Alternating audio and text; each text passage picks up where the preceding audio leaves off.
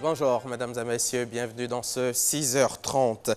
Après 13 années de présence, la mission des Nations Unies en Côte d'Ivoire achève officiellement son mandat. Et dans ce cadre-là, le président Alassane Ouattara a reçu jeudi en audience Aïchatou Mendaoudou, la représentante spéciale du secrétaire général des Nations Unies en Côte d'Ivoire. Elle est allée faire les adieux de la mission de l'opération des Nations Unies en Côte d'Ivoire au président de la République. Donc, la mission qui part aujourd'hui même, 30 juin, le chef de l'État, lui, a traduit la reconnaissance de toute la nation ivoirienne pour l'appui de l'ONUCI au retour de la paix et de la stabilité en Côte d'Ivoire. Arrivé donc en Côte d'Ivoire en 2004, la mission des Nations Unies en Côte d'Ivoire prend fin ce vendredi. Mais avant le départ de l'opération, l'ambassadeur de Chine en Côte d'Ivoire a offert une réception en l'honneur du départ consensuel et ordonné de l'ONU de la Côte d'Ivoire pour sa contribution au retour de la paix. On en parle avec Abou Sanogo. Une cérémonie de revoir organisée par l'ambassade de Chine en Côte d'Ivoire en l'honneur du départ ordonné et consensuel de l'ONU de la Côte d'Ivoire après 13 ans de présence. Ce pour sa contribution au maintien de la paix et de la stabilité en Côte d'Ivoire, en jouant un rôle dans divers domaines dont la protection des civils, le désarmement, la réinsertion des démobilisés, la collecte des droits de l'homme et les opérations humanitaires. La Chine souhaite qu'après le départ de l'ONUCI, la communauté internationale continuera de renforcer sa coopération avec la Côte d'Ivoire pour l'accompagner à réaliser la paix, la stabilité et le développement durable. Le gouvernement ivoirien a exprimé ses remerciements et sa gratitude au chef de l'ONUCI pour sa contribution au retour à la paix en Côte d'Ivoire. L'intervention de la communauté internationale, en particulier celle des Nations Unies à travers l'opération des Nations Unies en Côte d'Ivoire, ONUCI, a été déterminante pour éviter la dislocation de la nation ivoirienne. La Côte d'Ivoire est fière, très fière de ce qui a été fait par l'ONUCI pour le retour et la consolidation de la paix, pour le renforcement de la cohésion nationale. Propos soutenus par les amis du chef de l'ONUCI. Que les bons résultats qu'elle a eus ici avec l'ONUCI soient capitalisés dans d'autres missions, à titre privé ou au niveau de la communauté internationale. En retour, Aïchatou Mendaoudou a exprimé ses remerciements et sa gratitude aux autorités ivoiriennes. Après le retrait de la mission, la Côte d'Ivoire continuera à faire face à des défis complexes. Il faut le relever pour consolider les acquis de maintien de la paix dans les domaines de la cohésion sociale, des droits de l'homme, de la justice transitionnelle, de la réforme du secteur de la sécurité, de la démobilisation, du désarmement et de la réintégration, y compris la gestion des armes et des armements civils. Arrivée en Côte d'Ivoire le 4 avril 2004, la mission de l'ONU s'achève ce 30 juin. La région de Bondoukou est riche en manganèse, ce minerai utilisé surtout comme métal d'alliage dans les fabrications de l'acier spécial est exploité dans plusieurs villages de cette région. Il a fallu que les autorités abritant les sites d'exploitation cèdent, les localités abritant les sites d'exploitation cèdent leurs terres, souvent même obligés d'abandonner leurs plantations dans la perspective du gouvernement de faire du secteur minier en Côte d'Ivoire un des piliers de sa croissance économique. En retour, ces localités devaient bénéficier des retombées en termes d'infrastructures socio-économiques comme imposé dans les cahiers de charges des compagnies minières. Mais quelle est la réalité? On regarde cet élément signé Eugène Atoubé. À une dizaine de kilomètres de Bondoukou, le village de Nanyongo. Cet après-midi, le chef du village reçoit à sa demande plusieurs familles dans un contexte particulier. Pour la première fois depuis plusieurs années, Nanyongo bénéficie de travaux d'ouverture de routes. Le projet exécuté par le comité de développement local minier est financé par la compagnie minière Bondoukou Manganèse qui exploite ce minerai dans plusieurs localités du département de Bondoukou, dont Nanyongo. Ici, pas d'électricité, pas de centre de santé, pas d'école. La seule fierté du village est de disposer de 2 pompes hydrauliques à motricité humaine. Et comme le confesse le chef du village de Nanyongo, tout l'espoir du village réside dans l'exploitation du manganèse. Avec le manganèse, c'est ça, moi j'ai vu, ouverture de bornes. En tout cas, moi je suis d'accord pour ça.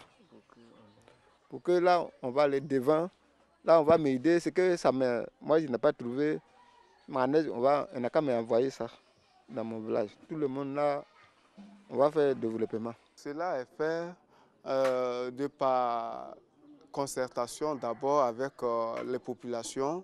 Il y a d'autres villages qui pour le moment, vu ce qu'ils demandent, nous sommes en train de réfléchir, mais surtout tout le monde consent le mot de partage de ces fonds-là par village. Avant de s'installer, la mine de manganèse de Bondoukou a d'abord obtenu un permis d'exploitation délivré par l'État ivoirien avec obligation pour la compagnie minière d'impacter positivement les villages qui ont cédé leurs terres en termes de développement et de progrès.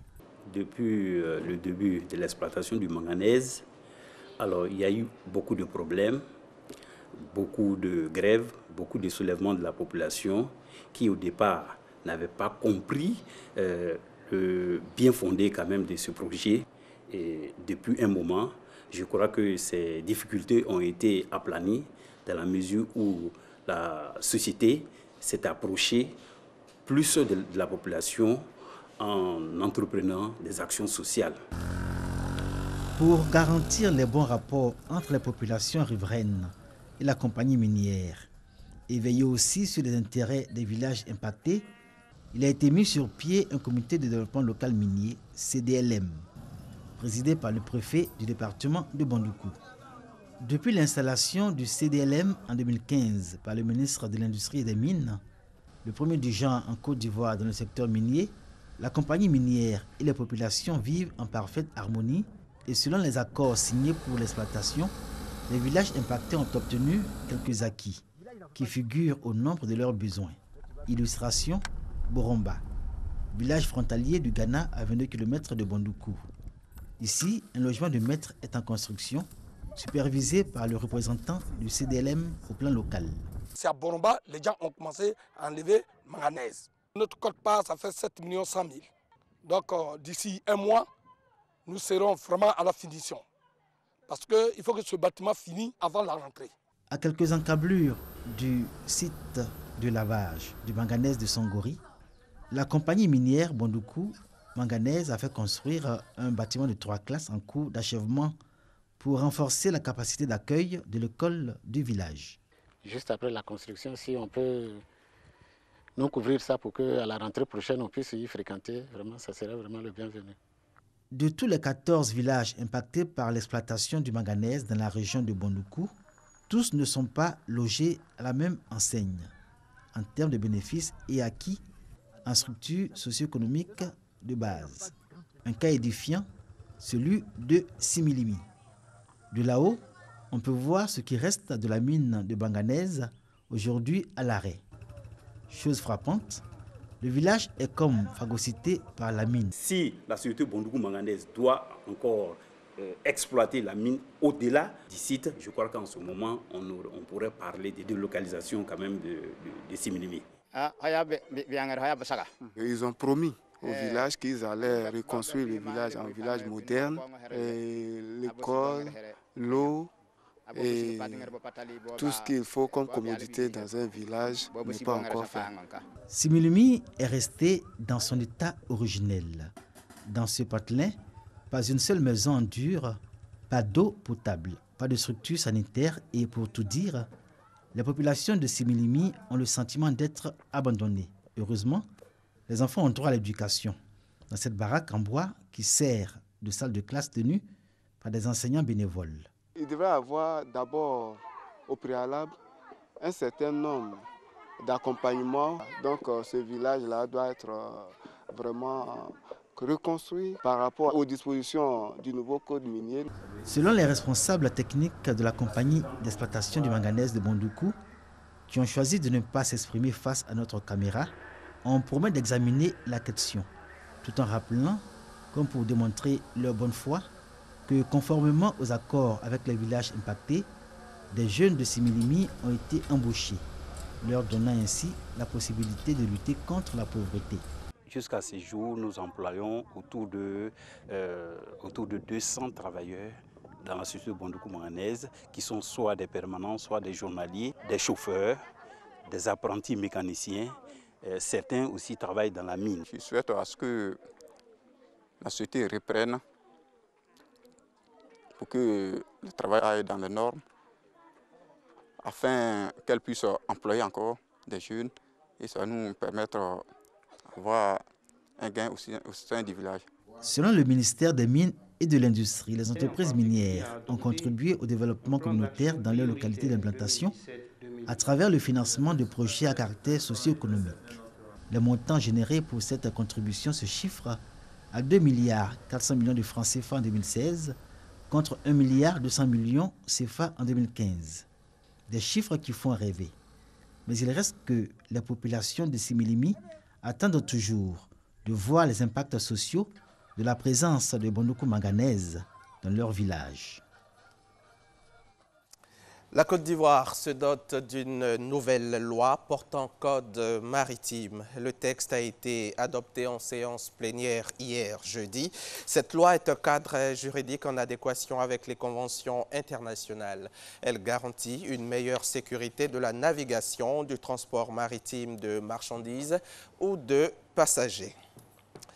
Dans le cadre de l'opération Épervier 2, les éléments du commissariat du 32e arrondissement dans la commune d'Abobo, appuyés par les FACI, les forces armées, ont saisi 180 kg de cannabis. C'était à Ndotré dans la nuit de mercredi à jeudi. On en parle avec Christ Diomondé et Patricia Omouetia.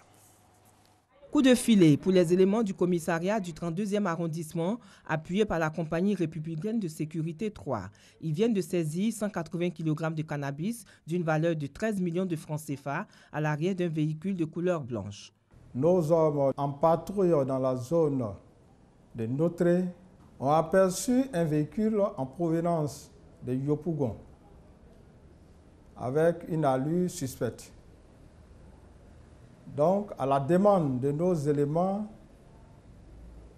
de marquer le pas, le conducteur du dit véhicule n'a pas obtempéré.